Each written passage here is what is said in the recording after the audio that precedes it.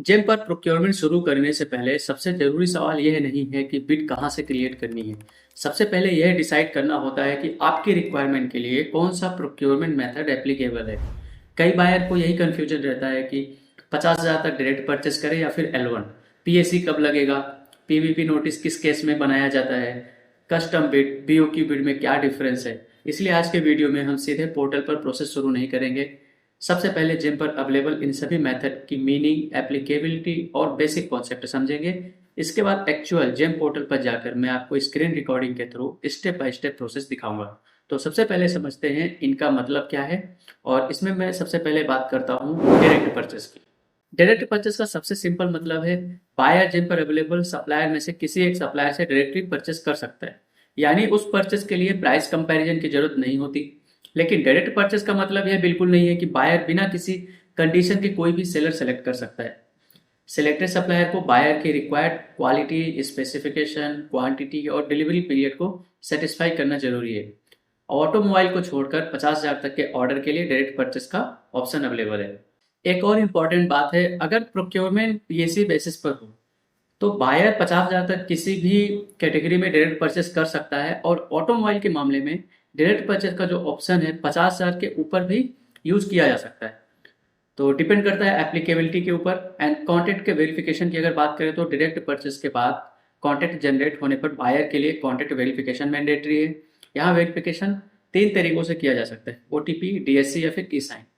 Delivery period से जुड़ी एक बात है कि डिलीवरी पीरियड फिक्स होता है, लेकिन कॉन्ट्रैक्ट जनरेट होने के बाद डिलीवरी का अमेंडमेंट किया जा सकता है, with LD, without LD, as per your organisation rule. अब स्क्रीन पर मैं आपको दिखाता हूँ जेम पर डायरेक्ट परचेस का ऑप्शन कहाँ मिलता है और पूरा परचेस प्रोसेस किस तरह आगे बढ़ता है।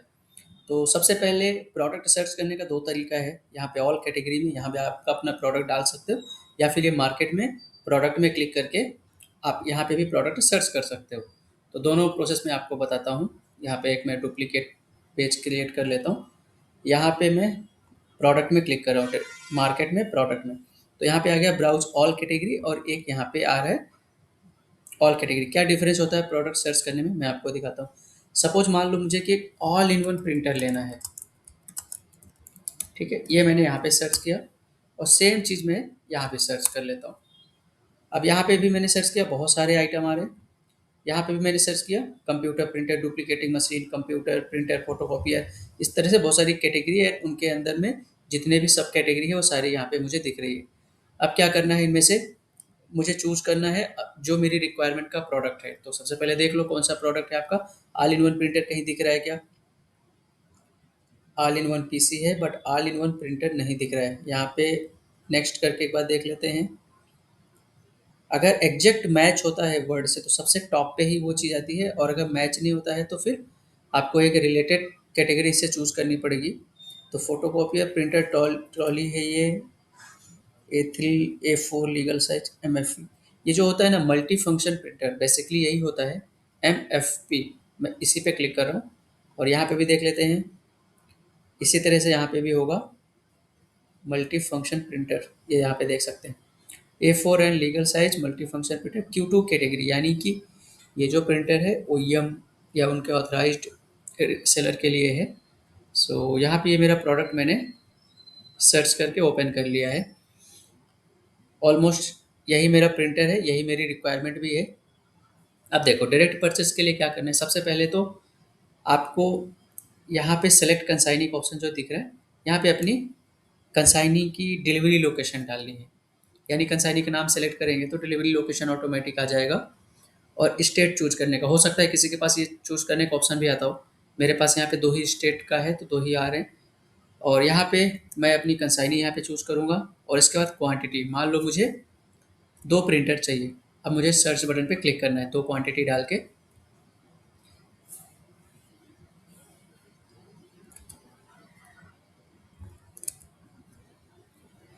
क्वांटिटी जैसे ही मैंने यहाँ पे पुट की, अब यहाँ पे मुझे करंट L1 दिखा रहा है। करंट L1 में एक प्रोडक्ट आ रहा है। यहाँ पे प्रोडक्ट का डिस्क्रिप्शन है। आप एक बार वेरीफाई कर लो कि जो आपको प्रोडक्ट चाहिए उसका स्पेसिफिकेशन यहाँ पे मैच हो रहा है या नहीं। अगर आपका क्वालिटी, स्पेसिफिकेशन, सारी चीज़ें यहाँ पे मैच हैं तो आपको ऐड टू कार्ट पे क्लिक करके आगे बढ़ना है। और अगर मान लो यहाँ पे मैच नहीं हो रहा है, तो फिर आपको क्या करना है, लेफ्ट साइड में यहाँ सारे कंडीशन लिखी हुई हैं प्रिंटर की, जो आपको चूज करना है। डिस्क्रिप्शन ऑफ स्टोर है, प्रिंटिंग टेक्नोलॉजी है, सारी चीज़ें आप अपने हिसाब से चेंज कर लो। और चेंज करो या सिलेक्ट करो, करने के बाद आपका यहाँ पे करंट L1 दिखेगा। तो अभी मैं आगे की प्रोसेस बता रहा हूँ। मान लो आपने अपना स्पेसिफिकेशन सेलेक्ट कर लिया, कंसाइनी भी सेलेक्ट हो गया। अब ऐड टू कार्ट पे क्लिक करना है। जैसे ऐड टू कार्ट पे क्लिक करोगे तो सिस्टम बोलेगा इंटेंट ऑफ बाइंग क्या रहेगा, डायरेक्ट परचेस या बिड आ रहे, तो डेफिनेटली यहाँ पे डायरेक्ट परचेस ही आपको करना है, तो डायरेक्ट परचेस पे क्लिक कर दिया। अब जैसे डायरेक्ट परचेस में क्लिक करेंगे तो यहाँ पे देखो रिवाइज जीएसटी रेट बता रहा है, और ये आपको simply I have read and want to proceed to check out पे क्लिक करना है, कंफर्म पे क्लिक करना है। अब यहाँ पे आ रहा है HP inkjet colour A4 and legal size. फिर यहाँ पे आपको simple unit price, quantity and सब टोटल अमाउंट चेक करके डायरेक्ट परचेस करना है। इसके पहले आप अपना एक एस्टिमेशन जरूर चेक कर लेना। अगर आपके पास एक बायर हो, प्रोक्योरमेंट कर रहे हो, तो कुछ ना कुछ तो आपके पास रेफरेंस प्राइस रहता होगा कि कितने वैल्यू तक का आपको प्रोक्योरमेंट करना है। अगर यहाँ पे ये वैल्यू जा रही है 21,930 और आपने अप्रूवल इससे कम का लिया है तो बेटर है, या इतने का या इससे कम का है तो ठीक है, और अगर इससे ज़्यादा का है तो फिर प्रॉब्लम हो सकती है, फिर आपको एडिशनल अप्रूवल लेना पड़ सकता है, तो ये चीज़ का इंश्योर करना। और अब आपको ये सब करने के बाद रेट परचेस में क्लिक करना है, सर्टिफाई रेट रीजनेबिलिटी में क्लिक करो और इसको यस रेट रीजनेबिलिटी पे क्लिक करके आगे बढ़ना है। यहाँ पे डिलीवरी पीरियड अमेंड नहीं कर सकते, जैसा मैंने आपको बताया। बाद में अगर आपको अमेंडमेंट करना है ऑर्डर प्लेसमेंट के बाद तो आप कर सकते हैं। यहाँ पे आप डिलीवरी इंस्ट्रक्शन दे सकते हैं, अगर कुछ यहाँ पे लिखना चाहते हैं तो ये यहाँ पे लिख सकते हैं। कोई अगर आप प्रोक्योरमेंट के किसी डॉक्यूमेंट नंबर के थ्रू, तो आप अपना यहाँ पे डॉक्यूमेंट नंबर लिख सकते हैं, तो आपके पास रेफरेंस रहेगा कौन सी डेट का आपके पास रिक्वेस्ट नंबर। जैसे आज 22 अगस्त है, मान लो 19 अगस्त को आपके पास एक रिक्वायरमेंट आई थी, उसके बेसिस पे आप परचेस कर रहे हैं। अपडेट ऑर्डर में क्लिक करना है और कंटिन्यू पे क्लिक करना है। जैसे आप कंटिन्यू पे क्लिक करोगे, क्लिक हियर टू ओके, इसको अपडेट पे क्लिक कर देते हैं।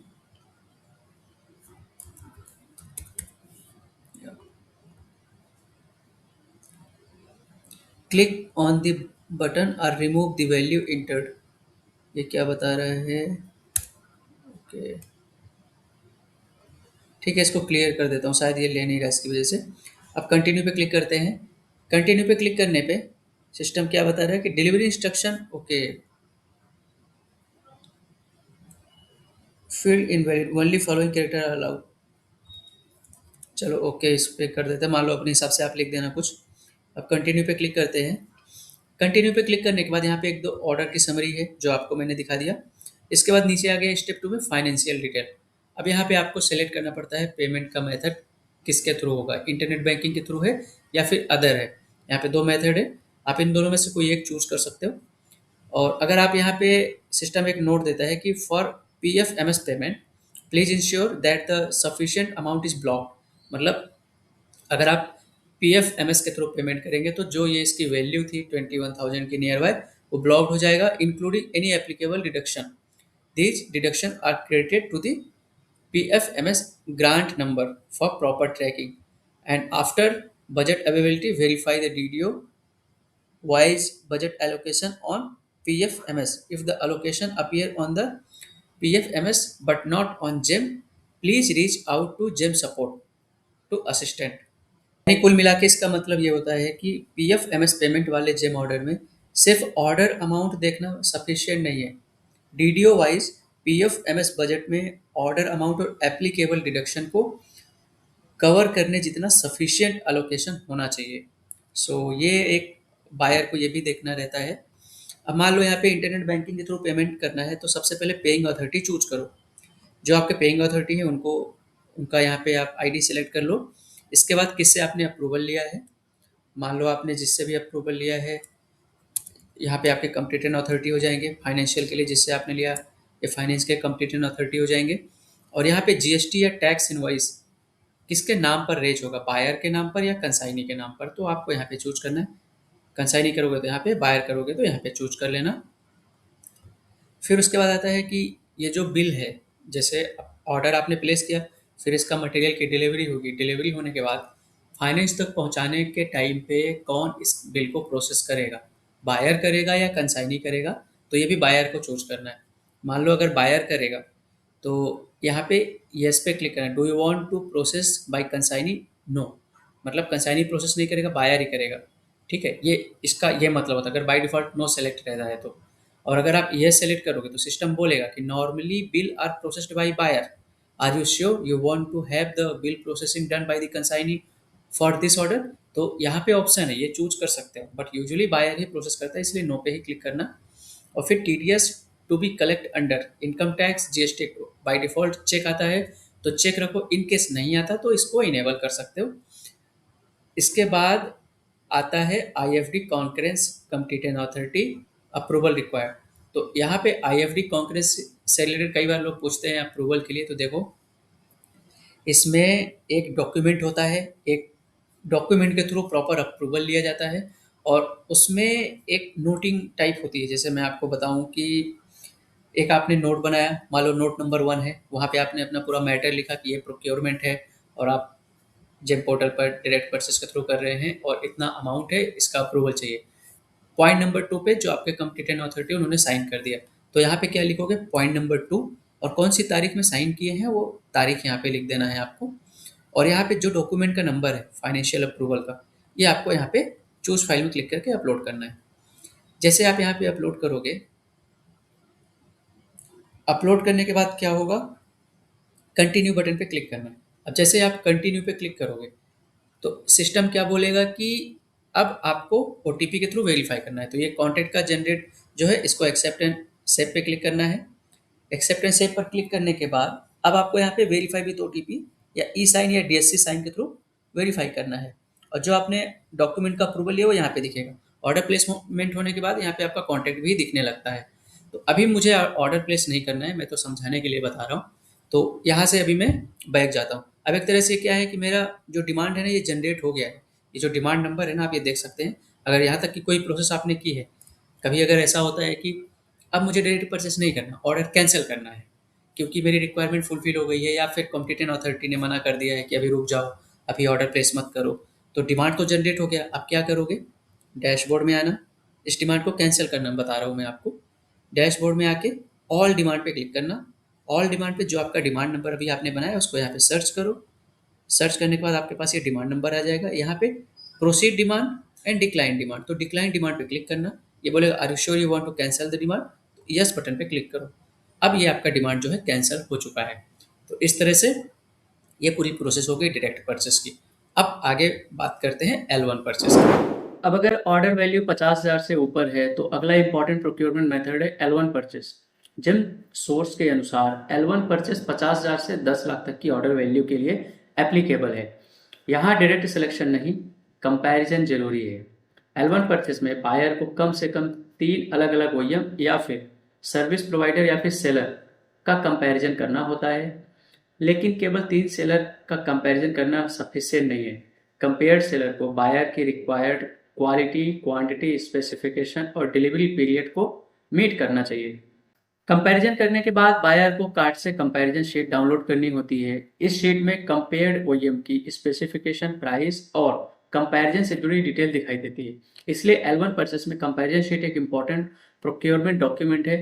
तो L1 को छोड़कर L2 क्यों नहीं, यहाँ एक इम्पॉर्टेंट पॉइंट है। अगर कंपैरिजन के बाद कोई एलिजिबल सेलर L1 आता है तो बायर उस L1 सेलर को छोड़कर L2, L3 या L4 सेलर को सिलेक्ट नहीं कर सकता।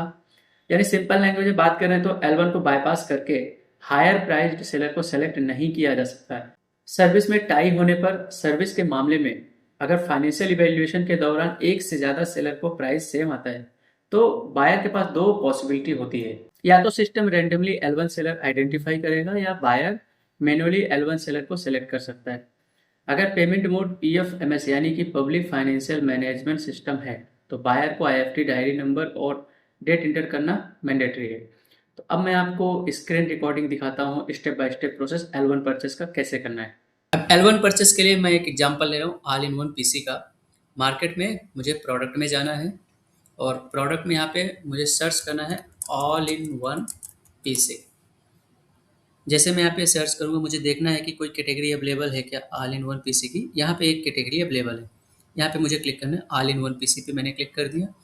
अब यहाँ पे देखते हैं Q2 कैटेगरी में प्रोडक्ट दिख रहा है, कैटेगरी इनसाइड है। सारे प्रोडक्ट आपको दिख रहे हैं। टोटल कितने प्रोडक्ट हैं यहाँ पे देख सकते हैं, 7,181 प्रोडक्ट है ऑल इन वन पीसी के। और कौन कौन से ब्रांड के हैं आपको यहाँ पे दिखेगा, मेक मॉडल, यहाँ पे क्लिक करना है। यहाँ पे दिखेगा ब्रांड, जैसे ब्रांड में क्लिक करेंगे आपको यहाँ पे सारे ब्रांड दिख जाएंगे। एसर है, एसी एक्सएल है, पता नहीं कौन कौन से दुनिया भर के ब्रांड है।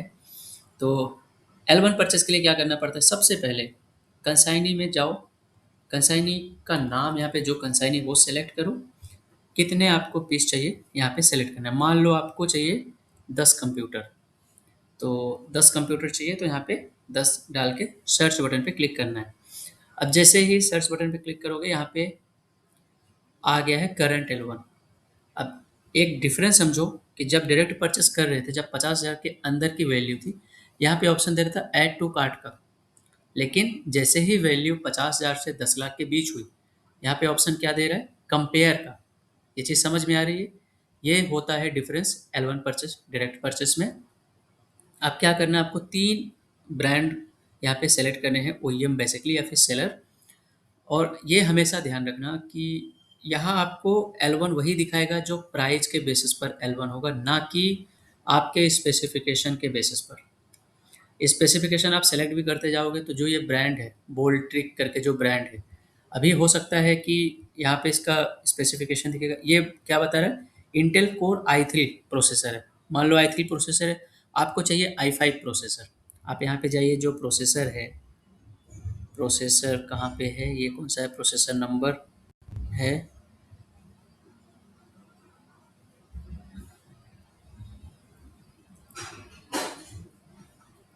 इंटेल, हाँ ठीक है, यहीं पे है। ये देखो, जैसे मान लो इंटेल i5 है, मैं यहाँ पे एक इंटेल i5 सेलेक्ट कर रहा हूँ। जैसे मैं सेलेक्ट करूँगा, देखो वोल्ट्रिक ही L1 दिखा रहा है, लेकिन इसका प्रोसेसर चेंज हो गया, तो और प्राइस भी चेंज हो गया, बट L1 यही है। तो कई बार अगर आप ये सोचें कि मुझे डेल का या एचपी का कंप्यूटर चाहिए और i5 प्रोसेसर का 16 GB रैम का कंप्यूटर चाहिए, एसएसडी के साथ 1 TB हार्ड डिस्क के साथ, तो वो मुझे यहाँ पे मिल जाए, तो दोस्तों ये पॉसिबल नहीं है जेम पोर्टल पर। अगर आपके ऑर्गेनाइजेशन में प्रोक्योरमेंट का कोई दूसरा मेथड है, कोई अदर ईआरपी टूल यूज़ करते हैं, तो मेरा सजेशन रहेगा कि इस तरह का अगर कोई प्रोक्योरमेंट आपको करना है, तो आप दूसरे प्रोक्योरमेंट मेथड का यूज़ करो, जिन पर आपको नहीं मिलने वाला। कोई भी मेथड ऐसी नहीं है कि आप यहाँ पे डेल का, एचपी का, एसर का, जो नॉन ब्रांड है, उनका प्रोडक्ट परचेस कर सको। और ये अननोन ब्रांड पे कोई जाता क्यों नहीं, एक कारण ये भी, जो ये आई बटन का दिख रहा है ना, इसमें जब क्लिक करोगे आपको ये दिखेगा कि इस सेलर के अकाउंट में कितनी बार इंसिडेंट रेज हुआ है। इंसिडेंट रेज होने का मतलब ये है कि इनकी परफॉर्मेंस अच्छी नहीं है, यानी कि जब कोई बायर परचेस कर लेता है प्रोडक्ट, तो परचेस करने के बाद क्या होता है, ये टाइम पे मटेरियल सप्लाई नहीं करते, वारंटी सपोर्ट नहीं देते। देखो 25 बार इनका अकाउंट सस्पेंड हुआ है, आप देख सकते हैं 2020 से लेके 2025 तक में टोटल 25 बार सस्पेंड हुआ है। रीज़न क्या था, supplier goods inferior sub standard quality, ये देखो, not honouring warranty obligation, multiple auto cancel और decline for DP L1 purchase. तो इस तरह की ये चीज़ें होती है, तो ये ध्यान रखना कि अगर आपको कोई प्रोडक्ट ऐसा लेना है जो इजीली मार्केट में अवेलेबल है और बहुत ज़्यादा ब्रांड का कोई रोल नहीं है, तो आप डायरेक्ट परचेस या L1 परचेस करो जेम पोर्टल पर। बट अगर आपको स्पेसिफिक मेक या मॉडल चाहिए, तो पीएसी मेथड तो है जो मैं आगे आपको बताऊंगा, लेकिन L1 परचेस में मिलना मुश्किल है। अब चलो इस प्रोसेस को मैं पूरा कंप्लीट करता हूँ। मान लो कि आपको यही कंप्यूटर लेना है, तो अब आगे प्रोसेस कैसे करोगे। तो देखो, सेलेक्ट कंसाइनी में क्लिक करके आपने सबसे पहले तो अपनी क्वांटिटी डाल दी। क्वांटिटी डालने के बाद आपने सेलेक्ट, आपको यहाँ पे L1 दिखा रहा है। अब बात आती है कंपेयर की। तो कंपेयर करने के लिए पहले आपको जाना है मेक मॉडल पे, और मेक मॉडल पे ब्रांड में क्लिक करो। यहाँ पे ये जो मैंने फ़िल्टर लगाया था, इसको मैं हटा देता हूँ अभी। केवल मुझे यहाँ पे मेक मॉडल का 3 डिफरेंट ओईएम सेलेक्ट करना, वो मैं आपको बता रहा हूँ। तो ये यहाँ पे कोई एक जैसे दिख रहा, मान लो एसर कंपनी है, ठीक है। एसर कंपनी पे मैंने क्लिक किया। एसर कंपनी का कोई एक कंप्यूटर मैं यहाँ पे चूज़ कर रहा हूँ। ये कंपेयर बटन पे मैंने क्लिक कर दिया। नीचे कंपेयर में ये ऐड हो गया है। अब दूसरा मुझे प्रोडक्ट चाहिए, मैं इसको अनटिक कर देता हूँ सबसे पहले तो। अब दूसरा प्रोडक्ट मुझे चाहिए, मान लो डेल का ले लेता हूँ। मैं यहाँ पे ब्रांड ही सेलेक्ट कर रहा हूँ, ठीक है, ओईएम ही सेलेक्ट कर रहा हूँ। और यहाँ पे अब मैं दूसरा एक प्रोडक्ट डेल का सेलेक्ट कर लेता हूँ। डेल का सेलेक्ट करने पे यहाँ पे आ रहा है, कोई डेल का एक कंप्यूटर आ रहा है, चलो इसको क्लिक कर देते हैं। डेल भी ऐड हो गया। अब एक तीसरा ब्रांड, अगर मैं डेल को यहाँ पे डीसेलेक्ट करके कोई नया ब्रांड सेलेक्ट करूँगा, तो मान लो HP मैं यहाँ पे ले लेता हूँ, HP को। HP सेलेक्ट कर लेते हैं, तीसरा ब्रांड, तीसरा OEM। यहाँ पे आ रहा है HP का 6,37,000 रुपये में, कंपेयर में क्लिक कर दिया। तो टोटल 3 प्रोडक्ट यहाँ पे आ गए हैं। अब आपको कंपेयर बटन पे क्लिक करना है। अब जैसे कंपेयर पे क्लिक करोगे, अब आपका करंट एलेवन तो वही दिखाएगा जो सिस्टम बाय डिफ़ॉल्ट प्राइस के बेसिस पर बता रहा है। लेकिन आपके जो OEM है जिन्हें आप परचेस करना चाहते हो, जैसे HP में, डेल में या फिर एसर में कोई ब्रांड लेना चाहते हो, तो वो आप नहीं ले सकते। अगर आप इन ब्रांड पे जाओगे L2 में, L3 में, तो आपको बिड बनाना पड़ेगा। तो बिड के थ्रू ही प्रोक्योरमेंट होगा, बिड या RA के थ्रू। सो अभी मैं आपको यहाँ पे L1 परचेस बता रहा हूँ, इसलिए मैं जो मेरा L1 प्रोडक्ट है उसी को मैं ऐड टू कार्ट पे क्लिक करूँगा। अब यहाँ पे सारे स्पेसिफिकेशन देख लेना, जो मैंने आपको बताया था कि कंपेयर शीट के सारे स्टैंडर्ड यहाँ पे दिख रहे हैं। इनका स्क्रीनशॉट या PDF बना के रख लो। इससे क्या होगा कि जब आप अपना प्रोक्योरमेंट कंप्लीट करोगे, तो आपके पास क्यों आपने प्रोक्योरमेंट किया, क्यों L1 चूज़ किया, तो आपके पास एक कंपैरिजन रहेगा, एक प्रूफ रहेगा। तो ये आप स्टोर करके सेव करके रखना। अभी मैं यहाँ पे क्लिक कर रहा हूँ ऐड टू कार्ट पे L1 को। जैसे क्लिक करेंगे, ये बोलेगा intent of buying, direct purchase या बिड RA। तो यहाँ पे मुझे क्या करना है, डायरेक्ट परचेस करना है। बिड RA करेंगे तो यहाँ पे ये प्रोसेस पूरी अलग हो जाएगी। तो इंटेंट ऑफ बाइंग यहाँ पे भी आपका डायरेक्ट परचेस ही रहेगा, बट आप क्या है कि यहाँ डायरेक्ट परचेस 4,66,000 यानी कि 4.5 लाख तक का प्रोक्योरमेंट कर पा रहे हो, क्योंकि आपने कंपेयर किया है। L1 परचेस यही बोलता है कि आपको डायरेक्ट परचेस करने के पहले 3 लोगों में कंपेयर करना है, अगर वैल्यू आपकी 50,000 से 10 लाख के बीच की है तो। आप डायरेक्ट परचेस में क्लिक कर देंगे। आगे की जो प्रोसेस है यहाँ पे सेम है जो मैंने आपको डायरेक्ट परचेस में बताया था। कंफर्म कर लो और डायरेक्ट परचेस में यहाँ पे क्लिक कर देना, रेट रीजनेबिलिटी पे क्लिक कर दो। अब इसके बाद अगेन वही सेम चीज़ें हैं, आपको कंटिन्यू पे क्लिक करना है, फाइनेंशियल अप्रूवल वगैरह जो है वो सब डालने हैं, और उसके बाद कंटिन्यू पे क्लिक करके OTP के थ्रू वेरीफाई करके आगे प्रोसेस कर देना। और ये जो डिमांड बना है, अभी मुझे यहाँ पे प्रोसेस करना नहीं है। अगेन मैं आपको डिमांड कैंसिल करना फिर बता रहा हूँ। अगर मान लो किसी कारण से आप डिमांड कैंसिल करते हो, तो डिमांड नंबर कॉपी कर लो, ऑल डिमांड में आ जाना, और ऑल डिमांड में आने के बाद यहाँ पे जो आपका डिमांड नंबर है यहाँ पे सर्च करो। सर्च करोगे तो आपका डिमांड आ जाएगा, और ये देखो यहाँ पे ये जो कंप्यूटर है इसी को मैं परचेस कर रहा था। डिक्लाइन डिमांड पे क्लिक करना है, येस बटन पे क्लिक करना है, तो ये मेरा जो डिमांड है वो कैंसिल हो जाएगा। तो दोस्तों ये हो गया L1 परचेस का प्रोसेस। अगर आपको इससे रिलेटेड कोई क्वेरी है तो कमेंट ज़रूर करना। अब मैं आपको इसके आगे की जो प्रोसेस है वो बताने वाला हूँ। अब बात करते हैं पीएससी यानी कि प्रोप्राइटरी आर्टिकल सर्टिफिकेट की। पीएससी का बेसिक पर्पस समझिए। जब बायर को किसी पर्टिकुलर मेक, मॉडल या प्रोप्राइटरी प्रोडक्ट की प्रोक्योरमेंट करनी हो और वह प्रोडक्ट किसी पर्टिकुलर जेम सेलर से अवेलेबल हो, तब पीएससी प्रोक्योरमेंट रेलेवेंट होती है। मान लीजिए ऑर्गेनाइजेशन को किसी एग्जिस्टिंग सिस्टम के साथ कंपैटिबल रहने के लिए किसी पर्टिकुलर मैन्युफैक्चरर या स्पेसिफिक मॉडल या कंपोनेंट ही चाहिए। ऐसी रिक्वायरमेंट में पीएससी रूट रेलेवेंट हो सकता है। लेकिन यहाँ पे एक इम्पॉर्टेंट बात है, पीएससी सिर्फ किसी फेवरेट ब्रांड को खरीदने का तरीका नहीं है। इसके लिए एप्लीकेबल प्रोक्योरमेंट रूल और प्रॉपर अप्रूवल प्रोसेस फॉलो करना जरूरी है। बायर को कॉम्पिटेंट अथॉरिटी से रिक्वायर्ड अप्रूवल लेने होंगे और प्रोप्राइटरी आर्टिकल सर्टिफिकेट ऑब्टेन करना होगा। जेम सोर्स के अकॉर्डिंग बायर को GFR 2017 के रूल 166 या अपनी ऑर्गेनाइजेशन की एप्लीकेबल प्रोक्योरमेंट गाइडलाइन के अकॉर्डिंग कंप्लायंस कंफर्म करनी होती है। जेम पोर्टल पर पीएससी फिल्टर अवेलेबल है। बायर इस फिल्टर की हेल्प से उस स्पेसिफिक मेक मॉडल को आइडेंटिफाई कर सकता है जो पर्टिकुलर सेलर से अवेलेबल है। अब बायर को यह इंश्योर करना होगा पीएससी सर्टिफिकेट सही फॉर्मेट में है या नहीं, कॉम्पिटेंट अथॉरिटी की अप्रूवल है या नहीं, और प्रोक्योरमेंट GFR या ऑर्गेनाइजेशन की एप्लीकेबल गाइडलाइन के अनुसार हो रही है या नहीं। इन सब की कंप्लायंस सुनिश्चित करना बायर की रिस्पॉन्सिबिलिटी है। पीएससी में स्पेसिफिक मेक या मॉडल की रिक्वायरमेंट होती है, इसलिए GFR 2017 के फ्रेमवर्क के अकॉर्डिंग सिंगल टेंडर इंक्वायरी यानी कि ST अप्रोप्रिएट मोड हो सकता है, और ये डिपेंड करता है आपके ऑर्गेनाइजेशन की गाइडलाइन के ऊपर भी। अब जेम पोर्टल पर पीएससी कहाँ पे अवेलेबल है, फिल्टर जो इसके मेक मॉडल के होते हैं वो मैं आपको स्क्रीन रिकॉर्डिंग के थ्रू स्टेप बाय स्टेप बताता हूँ। पीएससी करने के लिए आपको अगेन अपना प्रोडक्ट सर्च करना है। मार्केट में गया मैं, और मार्केट में मैं एग्जांपल के लिए वही आइटम ले रहा हूँ, ऑल इन वन पीसी। ठीक है। और यहाँ पे जाना है ऑल इन वन पीसी पे। ये मैं समझाने के लिए बता रहा हूँ। ऑल इन वन पीसी का पीएससी मत करना, क्योंकि यहाँ पे क्या होता है कि जैसे मैंने आपको बताया कि जो स्पेसिफिक मेक मॉडल है, जो एक सेलर के अलावा दूसरा कहीं से मिलता ही नहीं, तभी आपको पीएससी करना पड़ता है। तो अभी ये ऐसा कोई मेरे पास प्रोडक्ट ध्यान में नहीं आ रहा है कि मैं उस प्रोडक्ट का बताऊं। यही एक आईटी इक्विपमेंट है जो मुझे ध्यान में है, इस वजह से मैं आपको एक प्रोसेस बता रहा हूँ। तो ये जस्ट वीडियो आपको प्रोसेस समझने के लिए है, ना कि इस तरह का आइटम प्रोक्योरमेंट के लिए। तो ये ध्यान रखना।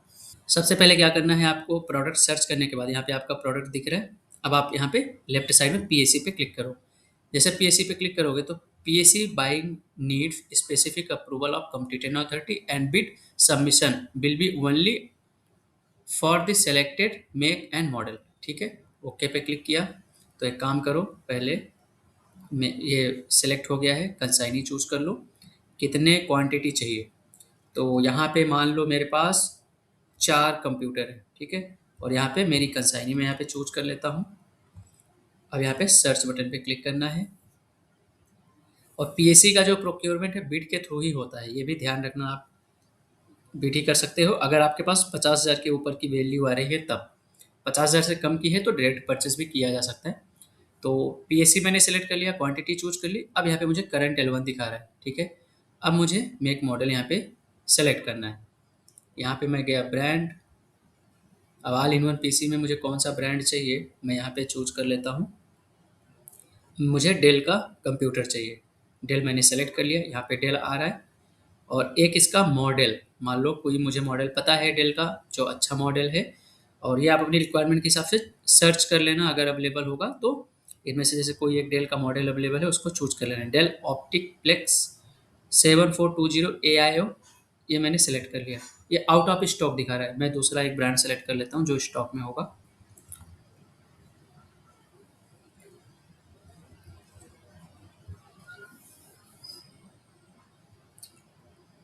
डेल प्रो 24 इंच, ठीक है। ये है, ऐड टू कार्ट में क्लिक करें।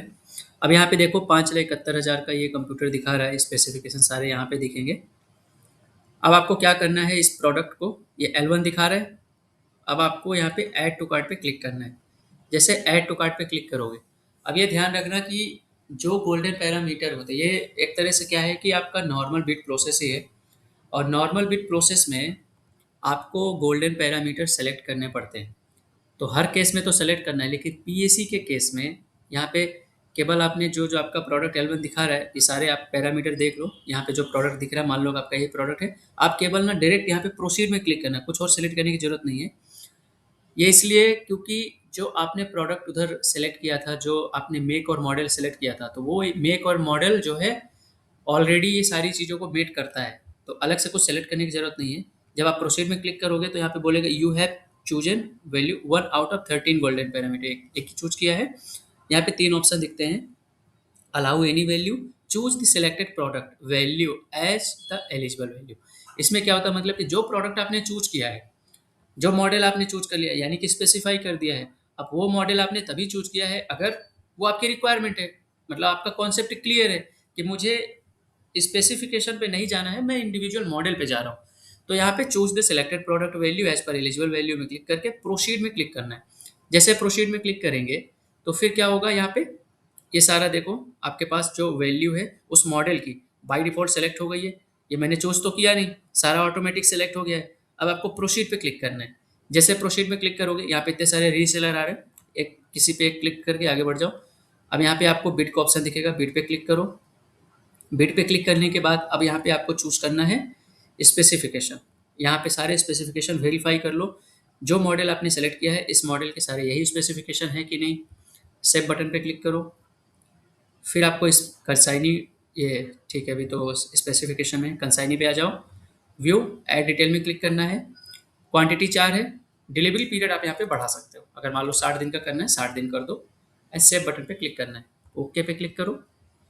ये ओके पे क्लिक कर दिया है। कंटिन्यू पे क्लिक करना है।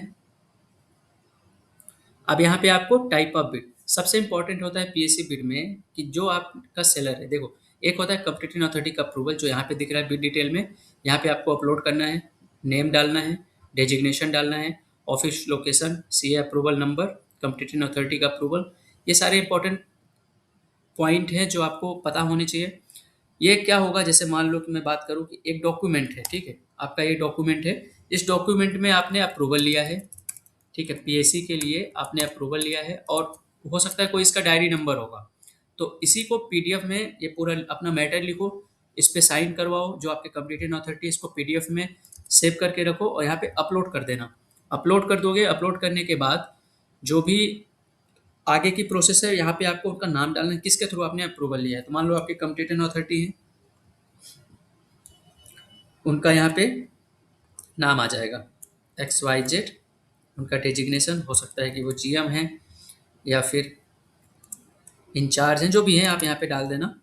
ऑफिस, मान लो आपका ऑफिस है, कौन सा है, मान लो मिनिस्ट्री ऑफ स्टील, जो भी है डाल देना। ऑफिस डालना है बेसिकली, तो मैं मिनिस्ट्री डाल रहा हूँ। और जैसे मेरा ऑफिस यहाँ पे ये हो गया, सेल डाल दिया मैंने। अप्रूवल नंबर, मान लो किसी डॉक्यूमेंट में 45 नंबर का अप्रूवल लिया है। डेट है आपका, मान लो आपने 21 तारीख का अप्रूवल लिया है। यहाँ पे मैटर कि as per approval, as per attach approval, या फिर यहाँ पे आप मैटर भी अपना लिख सकते हो। तो इम्पोर्टेंट पार्ट यहाँ पे एक हो गया। और दूसरा इम्पोर्टेंट चीज़, इनेबल सिंगल लिमिटेड टेंडरिंग, ये हो गया। यहाँ पे आपको सिंगल टेंडर पे क्लिक करना है। अब यहाँ पे आपको सेलर आईडी डालना है। सेलर आईडी, यहाँ पे एक सेलर आईडी मैंने ले रखा है। मान लो कि आपका जो सेलर है जिससे आप लेना चाह रहे हो, ये उसी की आईडी है। ऐड पे क्लिक करोगे तो सेलर का यहाँ पे नाम आ जाएगा। वेरीफाई कर लो, और यहाँ पे रीजन दिखा रहा है, इस रीजन में से एक रीजन सेलेक्ट कर लो जो आपका एक्चुअल में वही रीजन है। तो मान लो the source of supply are definitely known and possibility, मैं इसी पे क्लिक कर रहा हूँ। यहाँ पे क्लिक करके यहाँ पे चूज फाइल में क्लिक करना है, और चूज फाइल में यहाँ पे इसका जो आपने अप्रूवल लिया है वो अप्रूवल यहाँ पे अटैच कर देना।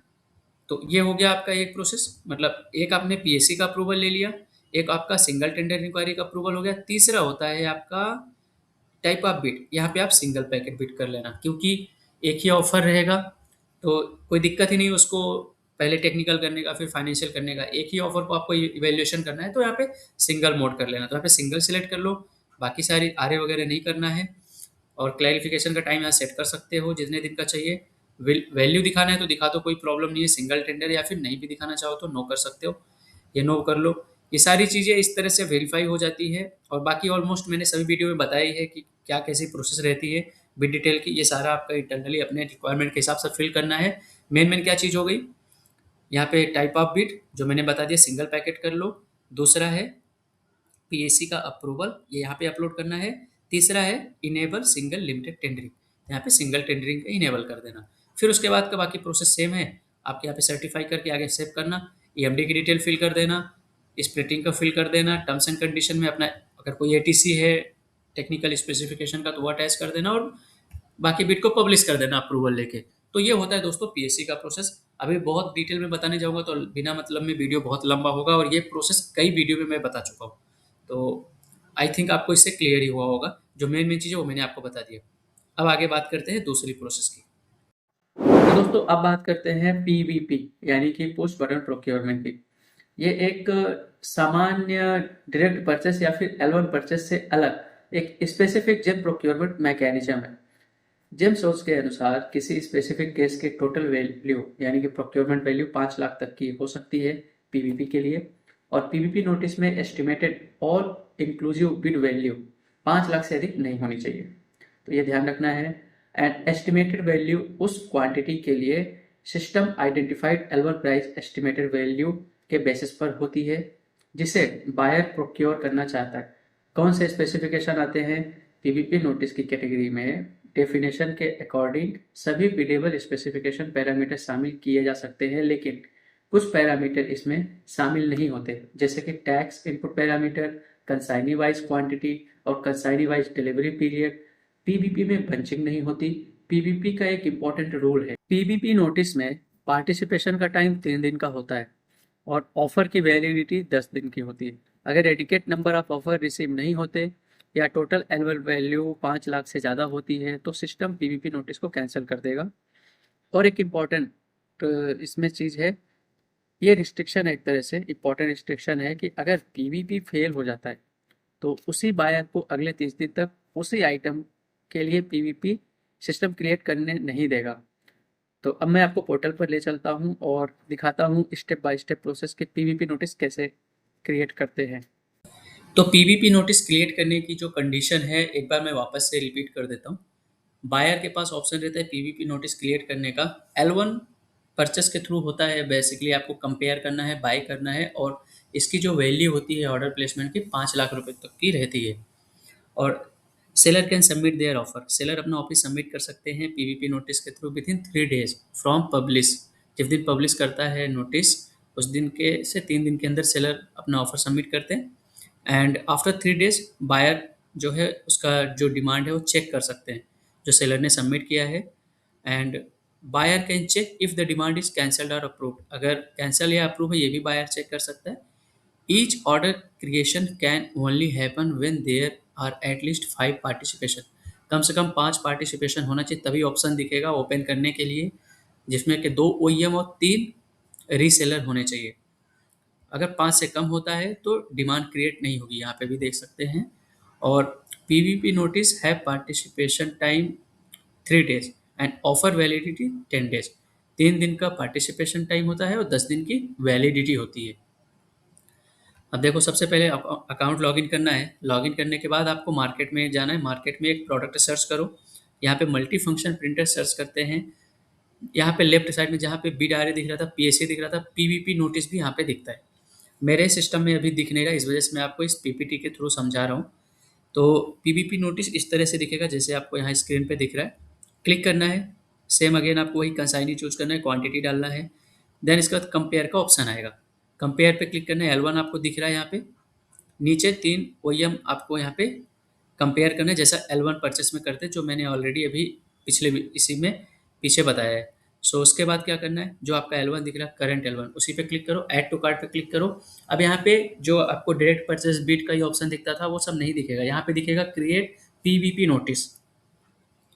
पीवीपी नोटिस क्रिएट करने पर अब यहाँ पे आगे जब प्रोसेस करेंगे तो इस तरह का इंटरफेस आएगा, जहाँ पे आप क्वांटिटी और डिलीवरी डेज को अमेंडमेंट जो है कर सकते हैं। You can make amendment in quantity as per the validation and also amend the delivery days as desire. यहाँ पे आप ये चीज़ें चेंज कर सकते हो जो कि डायरेक्ट परचेस में इनेबल नहीं थी। इसके बाद सेव बटन पे क्लिक करना है। सेव बटन पे क्लिक करके गेट ओटीपी में क्लिक करना है आपको। ओटीपी जैसे ही आप डालोगे, वेरीफाई करोगे, तो आपका पीवीपी सक्सेसफुली प्लेस्ड हो गया, नोटिस क्रिएट हो गया है। अब यहाँ पे आप देख सकते हैं पीवीपी नोटिस, ये कहाँ पे दिखता है, देखो ये मैं आपको बता देता हूँ। अगर मेरा अकाउंट लॉगिन है तो आपको यहाँ पे बिड में जाना है, बिड में दिखेगा जैसे लिस्ट ऑफ बिड में देखते हैं नॉर्मल बिड, और ऐसे यहाँ दिखेगा पीवीपी नोटिस, यहीं पे आपको क्लिक करना है। क्लिक करने के बाद ये देखो इस तरह का पेज ओपन हो जाएगा, और जो पीवीपी नोटिस क्रिएट रहती है यहीं पे दिखती है, बट अभी ऐसा कोई क्रिएट नहीं है, इस वजह से यहाँ पे नहीं दिख रहा है। तो अगर ये देखो यहाँ पे आ रहा है पीवीपी नोटिस, जो अगर लाइव रहेगी तो इस तरह से दिखेगा यहाँ पे। फिर आपको क्या करना है, अगर टोटल 5 पार्टिसिपेशन आ गए जैसे कि यहाँ पे दिख रहा है, तो आपको ये ऑप्शन इनेबल करके दे देगा, व्यू ऑफर या कैंसिल का ऑप्शन दिखेगा। बट इनकेस अगर आपके पास ऑफर नहीं आते, मान लो टोटल पार्टिसिपेशन 1 दिख रहा है, तो demand cancel due to insufficient participation का एक मैसेज यहाँ पे दिखेगा, और नोटिस ऑटोमेटिक कैंसिल हो जाएगी 3 दिन में। सो अगर मान लो 5 ऑफर आ गए हैं तो व्यू ऑफर में क्लिक करना है। व्यू ऑफर में क्लिक करोगे, उसके बाद आप यहाँ पे पांचों सेलर जो पांचों पार्टिसिपेशन है वहाँ पे यहाँ पे देख सकते हैं। इवेल्युएट डिटेल में क्लिक करना है। उसके बाद आपको यहाँ पे जो स्पेसिफिकेशन वगैरह है वो वेरीफाई करना है। वेरीफाई करने के बाद व्यू प्राइस ऑफरिंग पे क्लिक करना है, ओटीपी डाल के वेरीफाई करना है। इसके बाद आपको यहाँ पे प्राइस दिख जाएगा जो L1 का प्राइस है।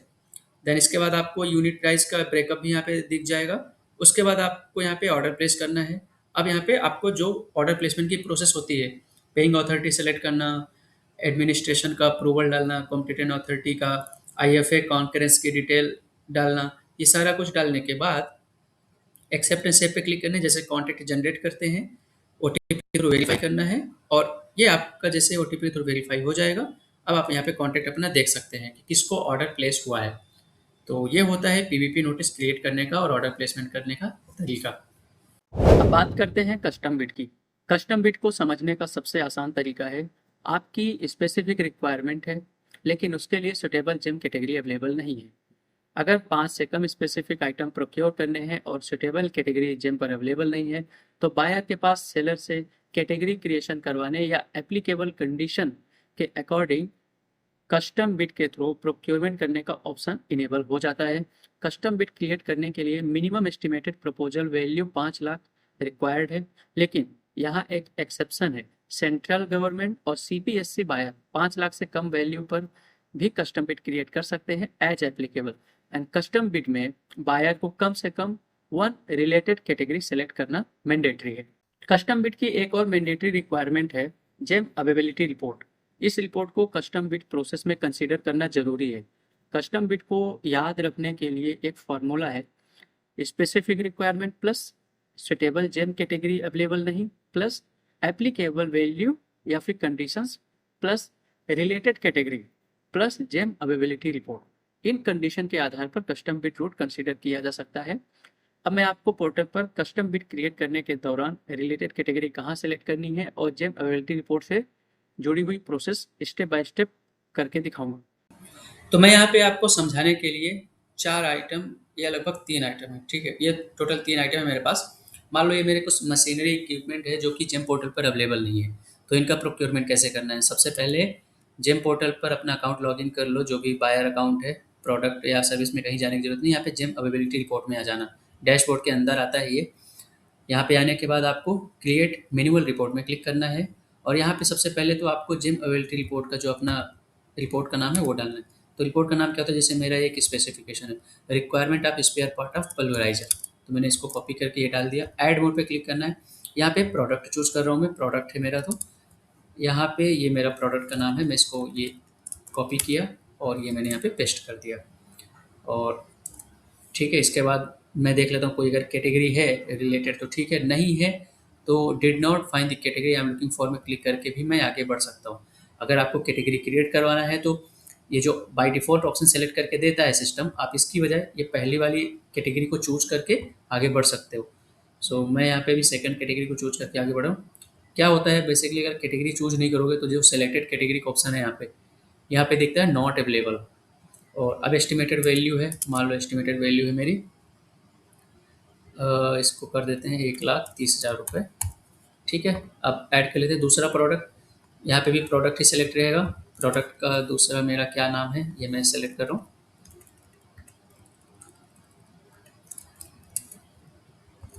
ये मैंने दूसरा प्रोडक्ट भी सेलेक्ट कर लिया है। और ये सेलेक्ट करने के बाद कोई रिलेटेड कैटेगरी अगर है तो चूज़ करो, नहीं है तो जैसा मैंने आपको बताया did not find the category I am looking for में क्लिक करके आगे बढ़ सकते हैं। यहीं पे मैंने क्लिक किया और ये एस बटन पे क्लिक करके आई सर्टिफाई कर दिया। इसकी वैल्यू भी मैं डाल देता हूँ 1,30,000 रुपये। फिर तीसरा आइटम है मेरा, इसको भी मैंने कॉपी कर लिया है और ऐड मोड पे क्लिक करना है। ये प्रोडक्ट मैंने सर्च किया है, यहाँ पे did not find the category I am looking for में क्लिक करेंगे, आई सर्टिफाई करना है और इसकी वैल्यू भी 1,30,000 रुपये डाल के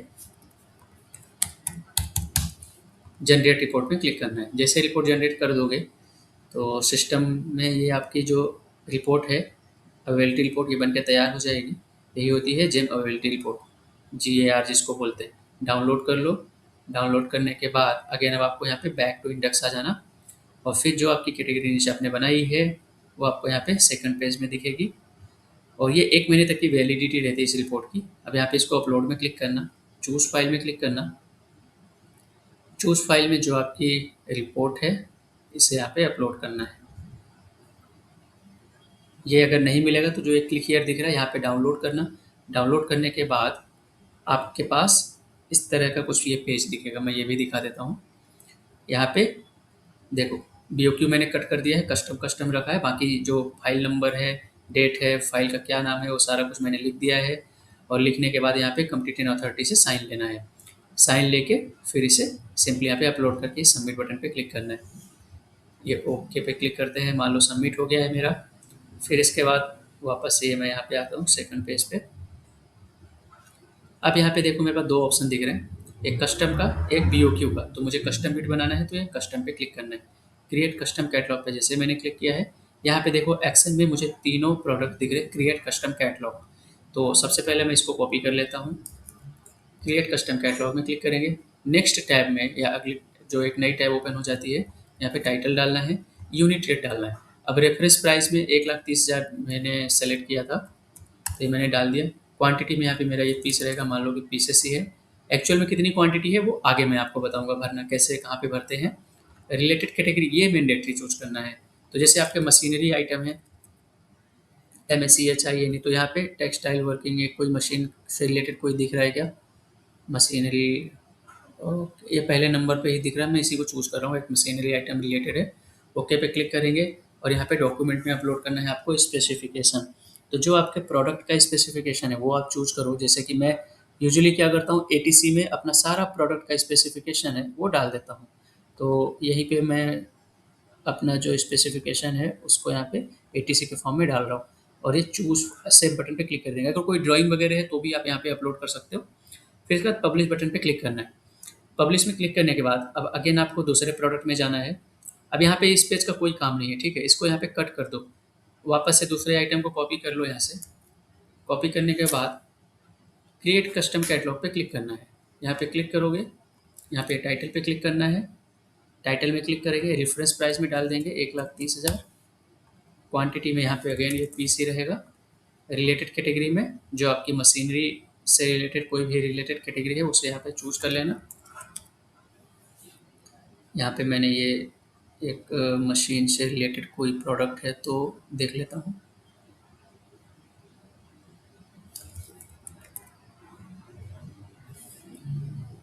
ये मैं यहाँ पे एक कैटेगरी चूज कर लिया, ठीक है, और यहाँ पे अगेन अपलोड कर देना है अपना स्पेसिफिकेशन।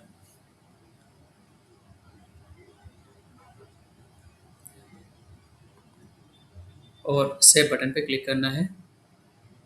सेव करने के बाद अगेन सेम प्रोसेस आपको रिपीट करनी है पब्लिश का, क्योंकि 50 मिनट का टाइम लेता है इसको पब्लिश करने में। फिर तीसरा आइटम सेम यही प्रैक्टिस आपको यहाँ पे भी अपनानी है। क्लिक करना है, यहाँ पे ये प्रोडक्ट डाल दीजिए। रेफरेंस प्राइस में मैंने यहाँ पे डाल दिया। ये हमेशा रेफरेंस प्राइस यूनिट रेट रहता है, ये ध्यान रखना। मैं 1,30,000 पूरा इसलिए डाल रहा हूँ, मान लो कि मेरा एक ही यूनिट प्राइस है, मतलब एक ही यूनिट है और उसका प्राइस 1,30,000 है। आप अपने हिसाब से यूनिट प्राइस यहाँ पे डालना, क्योंकि ये यूनिट प्राइस जब आगे क्वांटिटी डालोगे ना तो इसी प्राइस से कैलकुलेट होगा। तो जो आपका EMD के लिए रेफरेंस प्राइस लिया जाता है तो वो इसी बेसिस पे होगा। सो ये एक्यूरेट डालना। फिर उसके बाद ऐड कैटेगरी में क्लिक करते हैं,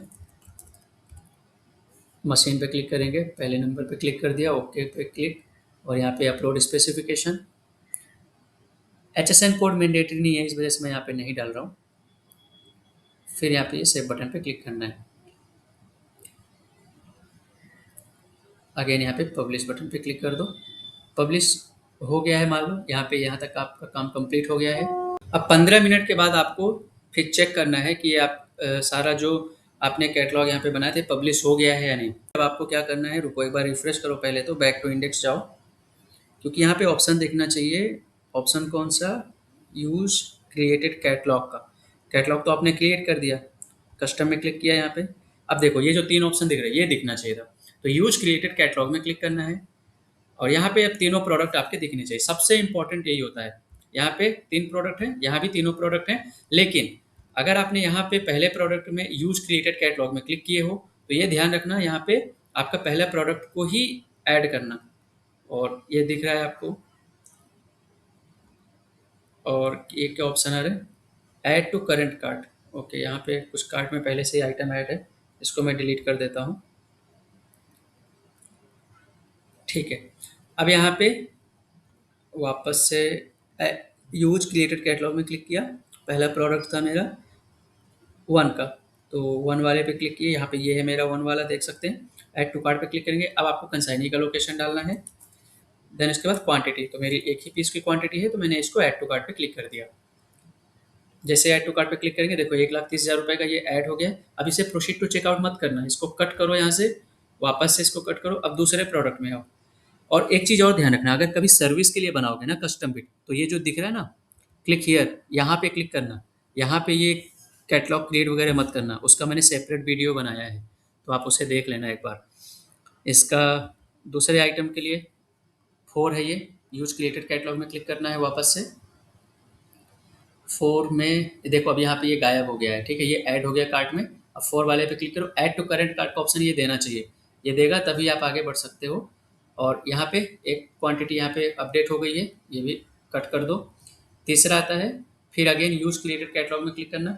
अब एक चीज़ ध्यान रखो, अगर आप डायरेक्टली यहाँ पे ऐड टू कार्ट में कर दोगे तो जो एक क्वांटिटी है ऑटोमेटिक ऐड हो जाएगी, बट अगर कभी आपको क्वांटिटी चेंज करना है तो आपको सेलेक्ट कंसाइनी में जाना है और यहाँ पे अपनी क्वांटिटी एक डालना है और यहाँ पे अपनी कंसाइनी जो है वो चूज करना है और फिर यहाँ पे आपको सर्च बटन पे क्लिक करना है। तो ये गलती मत करना, क्योंकि यहाँ से कंसाइनी क्वांटिटी दोनों, कंसाइनी तो खैर सेलेक्ट हो जाता है बाय डिफॉल्ट, क्वांटिटी आप वहाँ पे जाके सेलेक्ट कर सकते हो। कैसे करना आगे मैं आपको बताऊंगा। ऐड टू करंट कार्ट पे इसको भी क्लिक करना है। अब आपके तीनों प्रोडक्ट कार्ट में ऐड हो चुके हैं, यहाँ पे देख सकते हो। अब आपको प्रोसीड टू चेकआउट में क्लिक करना है। अब जैसे यहाँ पे प्रोसीड टू चेकआउट में क्लिक करोगे तो मान लो देखो यहाँ का काम कंप्लीट हो गया है, जो ये वाला है जिम अवेलेबिलिटी रिपोर्ट, अब इसका कोई काम नहीं है। अब आपको यहाँ पे ये सारे स्पेसिफिकेशन डालने, वेरीफाई करने हैं।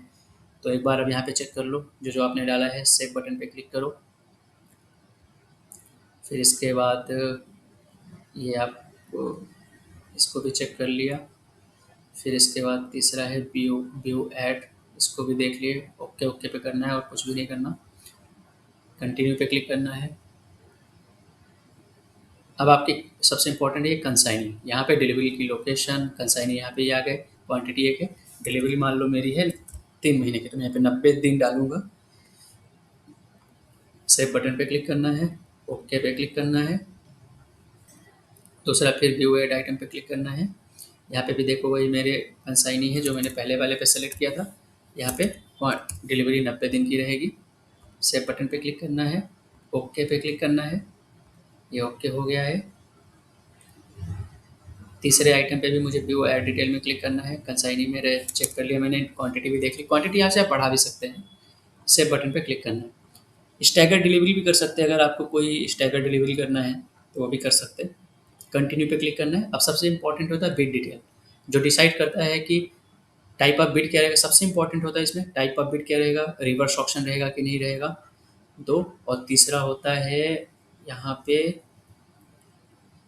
टेंडरिंग, टेंडर आपको लिमिटेड करना है, ओपन करना है या फिर सिंगल करना है। और फोर्थ होता है कि ड्यूरेशन कितने दिन की रखनी है। सबसे इंपॉर्टेंट पार्ट यही है। देखो कैसे फिल करना है। यहाँ पे टाइप ऑफ बिड को मैंने 2 पैकेट कर दिया है, क्योंकि 2 बार में टेक्निकल और कॉमर्शियल दोनों करेंगे। आरए इनेबल नहीं कर रहे हैं। एक प्राइमरी प्रोडक्ट कोई एक चूज कर लो और इसके बाद total value wise valuation, sorry item wise कर दिया मैंने। ओके, आइटम वाइज भी दिखा देते हैं आपको, टोटल वैल्यू वाइज तो दिखाया ही मैंने। आइटम वाइज में क्या होता है, आपको हर एक आइटम का रेट डालना पड़ता है, लेकिन सेलेक्ट करने के बाद एक बार रिफ्रेश कर लेना, तभी जाके आप यहाँ पे वैल्यू चेंज कर पाओगे। यहाँ पे तो खैर यही रहेगा। नीचे ऑप्शन इनेबल होता है एडिट का, यहाँ पे जो रेफरेंस प्राइस होता है यहाँ पे अलग अलग तीनों का प्राइस डालना पड़ता है। 3 शेड्यूल बनते हैं यहाँ पे। और ये आइटम वाइज हो गया। अब यहाँ पे 2 दिन 3 दिन का क्लैरिफिकेशन का टाइम रख लिया है। और वैल्यू नहीं दिखाना है तो नो रख देते हैं, रीसेल के लिए भी नहीं है। ये सारा कुछ नो रहेगा, नो रहेगा, ये भी नो रहेगा। सेव बटन पे क्लिक करना है, ओके करना है। यहाँ पे 10 दिन का पेमेंट टर्म रखना है। अगर ना इनमें से कोई टर्म आप समझना चाहते हो तो आप मुझे कमेंट कर देना इस वीडियो पे, मैं आपको डिटेल में बता दूंगा इसका क्या मतलब होता है। अभी ये ऑलरेडी वीडियो बहुत लंबा हो रहा है तो मैं शॉर्ट में ही आपको बता रहा हूँ। कोई डॉक्यूमेंट नहीं चाहिए, अगर चाहिए तो यस कर देना। और ये भी सब नो ही रहेगा, सब नो रहेगा। यहाँ पे ओपन टेंडर है तो ओपन टेंडर ही रखेंगे। बिड की वैलिडिटी 14 दिन की रहेगी, 14 दिन नहीं सॉरी, कस्टम बिड है। यहाँ पे मिनिमम सेंट्रल वायर को 21 दिन का रखना ही पड़ता है, तो मैं इसको 21 दिन रख रहा हूँ। ओके पे क्लिक करेंगे। यहाँ पे बिड की वैलिडिटी मान लो मेरी 60 दिन की रहेगी। मिनिमम मुझे 4 ऑफर चाहिए और 4 ऑफर नहीं आएगा तो 10 दिन के लिए ऑटो एक्सटेंशन करना है। यहाँ पे आई इट सर्टिफाई में क्लिक करना है और अपलोड क्या करना है, जो कॉम्पिटेंट अथॉरिटी का आपने अप्रूवल लिया है, यानी जो आपकी अंडरटेकिंग है उसे यहाँ पे अपलोड करना है। अपलोड करने के बाद ओके बटन पे क्लिक करो और यहाँ पे सेव बटन पे क्लिक करना है। सेव पे क्लिक करोगे तो यहाँ पे प्राइमरी प्रोडक्ट फिर से चूज करने का ऑप्शन दे रहा है, क्योंकि रिफ्रेश किया था हमने। और क्या क्या दे रहा है, please inter designation of the competent authority in 100 character. कहाँ पे आ रहा है ये,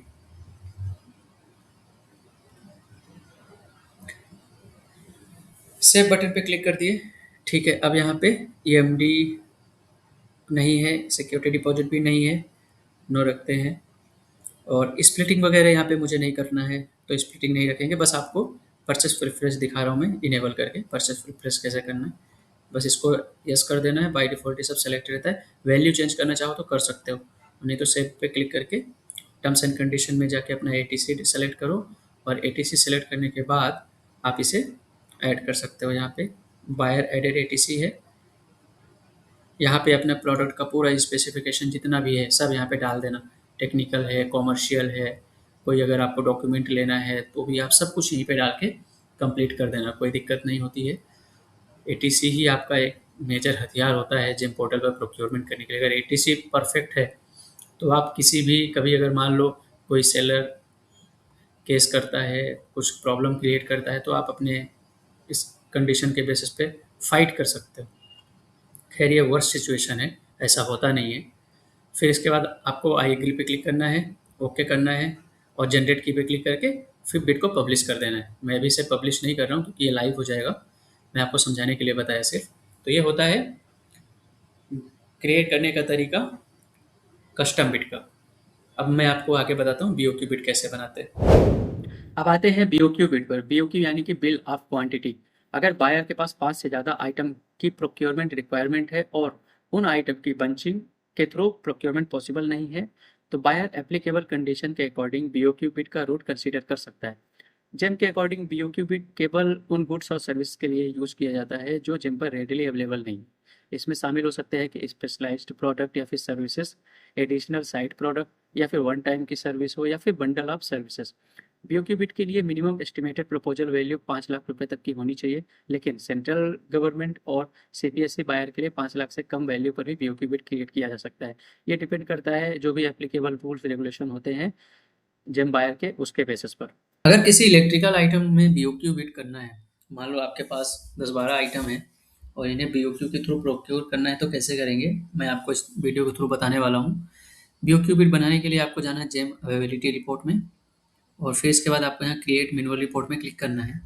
यहाँ पे अपना प्रोडक्ट या सर्विस का नाम डालना है, जो भी सर्विस तो होता नहीं बेसिकली प्रोडक्ट ही होता है, तो प्रोडक्ट का नाम डालना है। मैं यहाँ पे डाल रहा हूँ, ये मेरा बेसिकली इलेक्ट्रिकल का है, तो ये जो पूरा मेरा इंडेंट का नाम है मैं यहाँ पे वही डाल रहा हूँ। ऐड मोर पे क्लिक करेंगे। अब यहाँ पे प्रोडक्ट डालना है, ठीक है। तो कौन कौन सा प्रोडक्ट है, जैसे मेरा एमसीबी से रिलेटेड है तो डिफरेंट काइंड ऑफ एमसीबी है, तो मैं यहाँ पे एमसीबी जो है सेलेक्ट कर रहा हूँ। तो पहले इसको डाल देता हूँ, ठीक है। Did not find the category I am looking for कर रहा हूँ मैं सर्च। प्रोसीड में क्लिक कर देंगे और फिर यहाँ पे एस्टिमेटेड वैल्यू आ रही है, एस्टिमेटेड वैल्यू डालना है हमें 4,75,865, ठीक है। और जनरेट रिपोर्ट पे क्लिक कर देना है। जैसे जनरेट रिपोर्ट पे क्लिक करेंगे ये मेरी एक रिपोर्ट जनरेट हो जाएगी। अब यहाँ डाउनलोड पे क्लिक करना है, डाउनलोड पे क्लिक करेंगे। अब इसको डाउनलोड कर लेते हैं और इसके बाद यहाँ पे एक काम कंप्लीट। अब बैक टू इंडेक्स जाना, वापस से जो आपने अभी बनाया था इसी के ये वाली जो अपलोड वाली फाइल दिख रही है इसमें क्लिक करना और इसमें आपका क्लिक हियर का जो टैब दिख रहा है इसमें क्लिक करो। इसमें क्लिक करते ही अब आपके पास ये कस्टम डिक्लेरेशन का एक फॉर्म आ जाएगा, इसको डाउनलोड कर लो। डाउनलोड करके प्रिंट आउट ले लो, मैं बेसिकली प्रिंट आउट ही करता हूँ और ये दोनों डॉक्यूमेंट का प्रिंट आउट करके कंप्लीटेड अथॉरिटी से एक साइन ले लेता हूँ। साइन लेने के बाद फिर मैं कस्टम बिट जो है बीओक्यू के लिए प्रिपेयर करता हूँ। तो यहाँ तक कंप्लीट हो गया है। अब जैसे मैं साइन ले लूँगा, साइन लेने के बाद फिर मैं आपको आगे की प्रोसेस बताऊँगा। बीओक्यू बिट बनाने के लिए कुछ कंडीशन होती है और इंस्ट्रक्शन भी होते हैं जो आपको ध्यान रखना चाहिए, खासकर जब आप इलेक्ट्रिकल के आइटम का प्रोक्योरमेंट कर रहे हैं। तो मैं यहाँ पे मुझे different kind of electrical item का प्रोक्योरमेंट करना है और बीओक्यू के थ्रू करना है। तो कैसे करेंगे आइए इस वीडियो के थ्रू समझते हैं। देखो सबसे पहले तो जेम अवेलेबिलिटी रिपोर्ट में जाना है और यहाँ पे मैंने एक रिपोर्ट बनाया है, ठीक है। रिपोर्ट कैसे बनाते हैं ऑलरेडी मैंने एक्सप्लेन किया है, डिस्क्रिप्शन में मैं वीडियो की लिंक दे देता हूँ, अगर आप देखना चाहें तो यहाँ से भी देख सकते हैं। तो ये मेरी रिपोर्ट आईडी है जो ऑलरेडी यहाँ पे बनी हुई है, देख सकते हैं आप लोग। अभी देखो इसे क्या करना है, बीओक्यू बिट में कन्वर्ट करना है। तो अब यहाँ पे बीओक्यू बिट बनाने के लिए जो सेटिंग जैसे दिख रहा है ये हाईलाइट होता है, अभी हाईलाइट नहीं हो रहा है क्योंकि यहाँ पे जो अंडरटेकिंग होती है वो अपलोड नहीं हुई है। तो सबसे पहले क्या करना है, अंडरटेकिंग को अपलोड करना है। तो वो अंडरटेकिंग क्या है वो मैं आपको बताता हूँ। तो देखो, इसके पहले वीडियो में मैंने बताया था कि अंडरटेकिंग को फिल कर कैसे करना है। यहाँ पे मैंने फिल कर दिया है, और फिल करने के बाद देखो कस्टम बिड यहाँ पे मैंने कट कर दिया, क्योंकि मेरा बीओक्यू बिड है। तो बीओक्यू को कट नहीं करना है, बाकी जो इंडेंट नंबर है, क्या आइटम का नाम है, वो सब मैंने यहाँ पे लिख दिया है। और इसी तरह से आपको यहाँ पे सिग्नेचर करवा लेना, जहाँ पे सिग्नेचर, यहाँ पे कॉम्पिटेंट अथॉरिटी का सिग्नेचर करवाना है। ये ध्यान रखना है कि हर एक स्टेज जिम पोर्टल पर जितनी भी आपको परफॉर्म करनी है, वो बिना कंपटीटेंट अथॉरिटी के अप्रूवल के कोई भी एक्टिविटी मत करना, क्योंकि दिखता आसान है जिम पोर्टल पर चीज़ें बनाना, बिड बनाना, पब्लिश करना, लेकिन कॉम्प्लिकेशन आते हैं ऑडिट में, फिर बाद में फंस जाते हैं। तो इस वजह से इस चीज़ का ध्यान रखना। तो ये हो गई मेरी अंडरटेकिंग। अब इसे अपलोड कैसे करना है देखो, यहाँ पे अब जो आपका ये रिपोर्ट आईडी नंबर, इसको वेरीफाई कर लो। यहाँ पे मेरा आखिरी में जैसे JSD5 आ रहा है, तो जो मैंने बनाया था JSD5, देखो यही वाला है JSD5। तो यही मेरा अंडरटेकिंग है, मुझे यहाँ पे इसको अपलोड करना है। तो यहाँ अपलोड बटन पे क्लिक करना है। अपलोड बटन पे क्लिक करोगे तो यहाँ चूज फाइल पे क्लिक करना है। चूज फाइल पे क्लिक करने पे अब आपको ये लोकेशन सेलेक्ट कर लो जहाँ पे आपका ये अंडरटेकिंग स्कैन आपने रखा है। यहाँ पे ये मेरा अंडरटेकिंग है, अपलोड कर दिया है। अपलोड करने के बाद ये देखो साइन अंडरटेकिंग यहाँ पे अपलोड हो चुका है। अब यहाँ पे आपको सबमिट बटन पे क्लिक करना है। जैसे आप सबमिट बटन पे क्लिक करेंगे तो ये थोड़ा सा टाइम लेगा और ये अपलोडेड डॉक्यूमेंट सक्सेसफुली कंप्लीट हो जाएगा। फिर आपको वापस से अब यहाँ देखोगे तो ये दोनों जो बटन है हाईलाइट हो रही है। कस्टम बिट बनाना है तो यहाँ पे क्लिक करना है, और अगर बीओक्यू बिट बनाना है तो यहाँ पे क्लिक करना है। तो मुझे बीओक्यू बिट बनाना है तो मैं इसको यहाँ पे क्लिक कर रहा हूँ। ये क्लिक करते ही देखो अब यहाँ पे आएगा कंसेंट। तो कस्टम या बीओक्यू के लिए कंसेंट करना पड़ता है कि ये कैटेगरी अवेलेबल नहीं है और आइटम मेरे ज़्यादा है, इस वजह से मैं यहाँ पे बीओक्यू बिट बना रहा हूँ। अब यहाँ पे आपको रिलेटेड कैटेगरी चूज करनी है जिससे कि सेलर पार्टिसिपेट कर पाते हैं। तो हमेशा राइट कैटेगरी चूज करना जिसकी वजह से कोई प्रॉब्लम नहीं है। तो जैसे मेरा मटेरियल है MCB, ठीक है, MCB, तो मैं यहाँ पे MCB सर्च कर रहा हूँ। यहाँ पे ये देख सकते हैं आ गया है MCB, ठीक है, ये सेलेक्ट हो गया है। एक आध कैटेगरी और देख लेता हूँ मैं, MCCB, एक और MCCB भी सेलेक्ट कर लेता हूँ। तो इस तरह की मैंने दो कैटेगरी चूज कर ली है। चूज करने के बाद अब यहाँ पे ये जो नीचे वाला दिख रहा अपलोड आइटम स्पेसिफिकेशन डॉक्यूमेंट, यहाँ पे क्लिक करो, यहाँ पे एस्टिमेट वैल्यू डाल दो। तो जो एस्टिमेट वैल्यू है वो मैं यहाँ से उठा के डाल देता हूँ 18। यहाँ पे ये हमेशा GST के साथ में रहता है। तो यहाँ पे 475865 ये मेरी वैल्यू है। मैं इसको कॉपी कर लेता हूँ और यहाँ पे पेस्ट कर देता हूँ, ठीक है। आइटम स्पेसिफिकेशन डॉक्यूमेंट में जो आप MCB प्रोक्योरमेंट कर रहे हैं उसका जो स्पेसिफिकेशन है उसे यहाँ पे अपलोड करना है। तो मेरा स्पेसिफिकेशन ATC के फॉर्म में है, तो मैंने ATC को अपलोड कर दिया है, ठीक है। अब आते हैं लाइन आइटम डॉक्यूमेंट में। तो लाइन आइटम डॉक्यूमेंट के लिए आपको पहले यहाँ पे सैंपल फाइल डाउनलोड करना पड़ेगा। तो सैंपल फाइल में क्लिक करो। अब यहाँ पे ये BOQ आइटम का एक सैंपल फाइल जनरेट हो जाएगा। तो इसको सबसे पहले तो मैं क्या करता हूँ कि हर एक सीट को एक फोल्डर में स्टोर करके रखता हूँ, और फिर इसे मैं ओपन कर लेता हूँ। अब जो ये फॉर्मेट है, इस फॉर्मेट में आपको अपनी रिक्वायरमेंट डालना है। तो टोटल मेरे पास आइटम कितने हैं वो मैं यहाँ पे देख लेता हूँ। टोटल मेरे पास 11 आइटम है। तो यहाँ पे 11 आइटम मैं यहाँ पे ले लेता हूँ, ठीक है। अब यहाँ पे टाइटल डालना है, जो आपका आइटम का टाइटल है, टाइटल कॉपी कर लो। ये टाइटल कॉपी कर लिया मैंने, और ये आइटम टाइटल मैंने यहाँ पे पेस्ट कर दिया है, ठीक है। अब आइटम का डिस्क्रिप्शन आ रहा है, डिस्क्रिप्शन में भी यही रहेगा। इसको एज इट इज पेस्ट कर देता हूँ। आइटम की क्वांटिटी यहाँ पे डालना है, तो क्वांटिटी यहाँ से मैं कॉपी कर लेता हूँ। ये क्वांटिटी भी मैंने कॉपी कर लिया। यूनिट ऑफ मेजरमेंट में आ जाएगा नंबर, ठीक है। तो ये भी मैंने कॉपी कर लिया। अब कंसाइनी की आईडी यहाँ पे आपको डालनी है। अगर कंसाइनी की आईडी ना मिले तो हर एक यूनिट में जिधर भी आप जॉब कर रहे हैं या जिस भी डिपार्टमेंट में है वहाँ के कंसाइनी लिस्ट आप अपनी बायर आईडी लॉगिन करोगे तो यहाँ पे डाउनलोड हो जाएगी। डाउनलोड कंसाइनी लिस्ट में करोगे तो यहाँ से कंसाइनी की लिस्ट आ जाएगी। अब जो आपका कंसाइनी है उसकी आईडी कॉपी कर लो, केवल आईडी यहाँ पे चाहिए और कुछ भी नहीं चाहिए। तो मेरे यहाँ पे जो कंसाइनी है मैं उनकी यहाँ पे आईडी ले लेता हूँ, सर्च कर लेता हूँ, ठीक है। तो ये मान लो कि आईडी है, आईडी को कॉपी कर लिए। कॉपी करने के बाद अब यहाँ पे आपको पेस्ट कर देना है, और ये सभी आइटम के आगे पेस्ट करना है। और डिलीवरी का पीरियड, कितने दिन का डिलीवरी शेड्यूल है। अब यहाँ से डिलीवरी का शेड्यूल देख लेता हूँ मैं। जितने दिन का डिलीवरी शेड्यूल है उतने दिन का आपको यहाँ पे डिलीवरी डेट में डे में डालना है, नॉट इन मंथ। तो यहाँ पे कितना डेट है मैं एक बार देख लेता हूँ। बेसिकली 2 मंथ का है, यानी कि 60 डेज है। सो यहाँ पे मुझे 60 लिखना है, ये 60 कर देते हैं और इसको सेव कर देंगे। ठीक है, अब देखो यहीं पे एरर आती है, जो लोग मिस्टेक करते हैं, ये जो आइटम टाइटल है यहाँ पे स्पेशल कैरेक्टर नहीं होना चाहिए। अगर स्पेशल कैरेक्टर होगा तो जेम उसको अलाउ नहीं करता। तो ठीक है, अभी इसको वापस से अपलोड करते हैं। अब यहाँ पे चूज फाइल में क्लिक करना है। चूज फाइल में वापस से जो आपकी लोकेशन है BOQ फाइल का उसको सिलेक्ट करो। सिलेक्ट करने के बाद ओपन पे क्लिक करो। अब यहाँ पे ऐड आइटम पे क्लिक करना है। ऐड आइटम पे क्लिक करते ही आपका जो BOQ की शीट है ये कार्ट में आपके सक्सेसफुली ऐड हो जाएगी। अगर कुछ एरर आता है तो यहाँ पे एरर को रिजॉल्व करना पड़ेगा, फिर उसके बाद ऐड होता है। अब यहाँ प्रोसीड टू चेकआउट पे क्लिक करना है। ये ध्यान रखना है कि BOQ भी कस्टम ही है, लेकिन यहाँ पे जो सेंट्रल बायर है वो 10 दिन का यहाँ पे ड्यू डेट रख सकते हैं, 21 दिन जरूरी नहीं है। और हर एक डिपार्टमेंट के लिए अलग अलग हो सकता है, जैसे स्टेट बायर के लिए और डिफेंस बायर के लिए, और इनके लिए अलग अलग क्राइटेरिया हो सकती है। ये सारे हमारे MCB का देखो आइटम आ गया है, क्वांटिटी आ गई है। सेव ऑल BOQ आइटम पे मुझे क्लिक करना है, ओके कर देते हैं। और फिर यहाँ पे मेरे सारे BOQ आइटम सेव हो गए हैं, कंटिन्यू पे क्लिक करना है।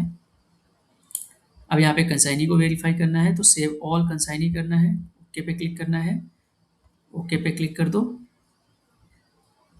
और यहाँ पे कंटिन्यू पे क्लिक करना है। अब ध्यान देने वाली बात ये है कि हमेशा ये चेक कर लेना कि जो आप BOQ आइटम कर रहे हो तो ये टोटलिटी बेसिस पे कर रहे हो या आइटम वाइज कर रहे हो।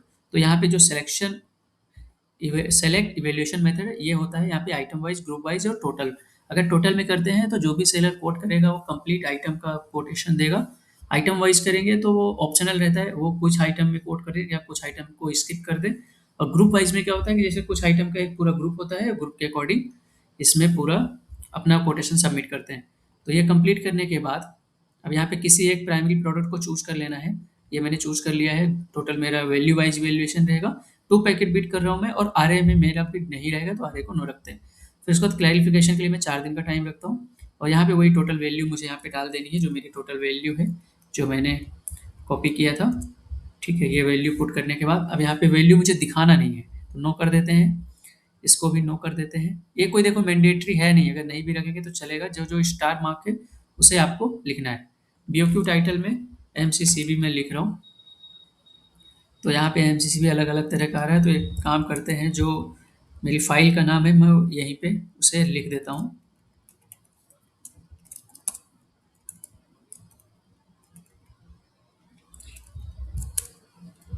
ठीक है, ये मेरी फाइल का नाम हो गया है। अब आते हैं यहाँ पे ITC बेस्ड इवेल्युएशन में, तो इसको यस करना है और सब पे 100 कर देना। ये इनको टैक्स क्रेडिट होता है, तो जब भी ये जो टैक्स का क्रेडिट है ये कितना परसेंट लेना है ये यहाँ से डिफाइन होता है। अगर आपको 100% लेना है तो आप 100% कीजिए। जब सेलर डिपॉजिट करेगा बायर उसे क्लेम करेगा, ये होता है इनपुट टैक्स क्रेडिट।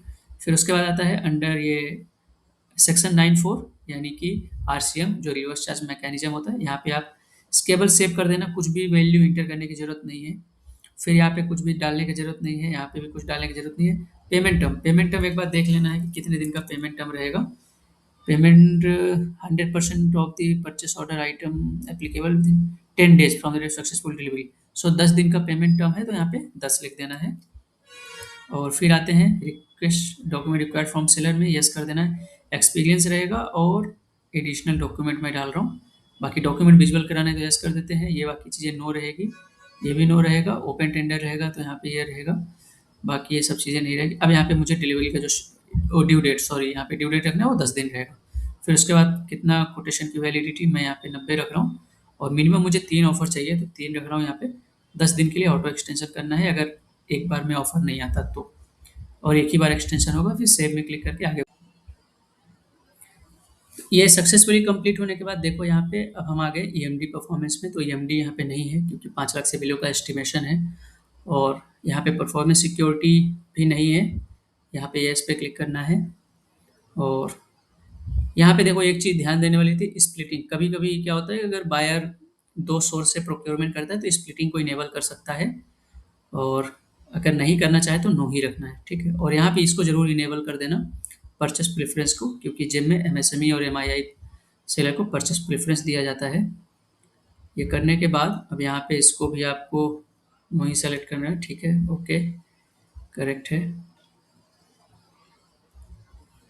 अब यहाँ पे एडिशनल टर्म्स एंड कंडीशन के सेक्शन में आपको ये सेलेक्ट करना है जो रिलेटेड टर्म्स एंड कंडीशन है प्रोडक्ट से रिलेटेड, तो आप यहाँ पे चूज कर सकते हैं जेनरिक में।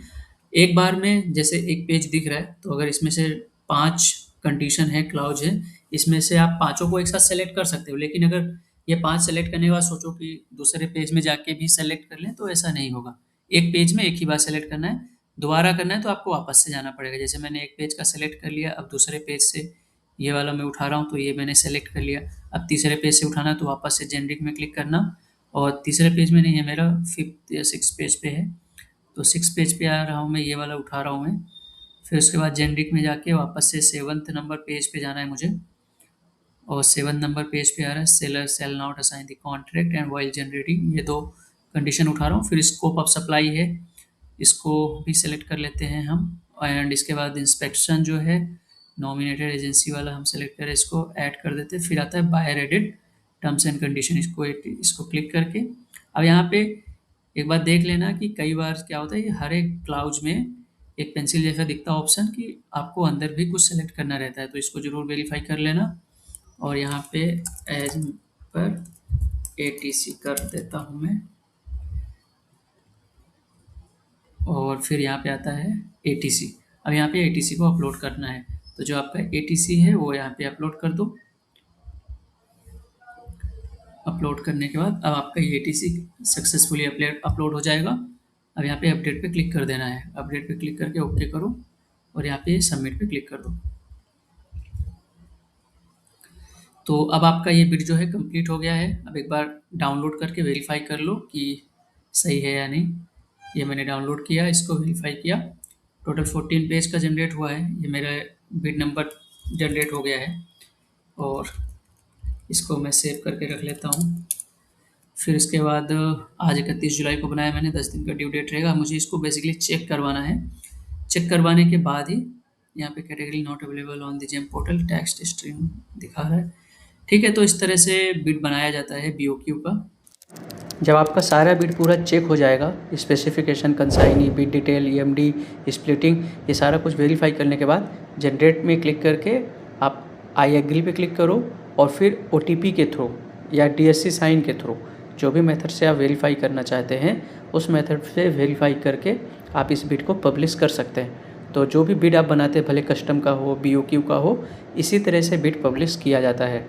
और इसके अलावा भी मैंने कई वीडियो में ये प्रोसेस बता रखी है, लेकिन फिर भी आपको इससे रिलेटेड कहीं पे भी कोई भी प्रॉब्लम आती है तो आप कमेंट कर सकते हैं, और 1-to-1 कंसल्टेशन के लिए अपना कॉन्टैक्ट डिटेल मेरे email ID पे शेयर करें।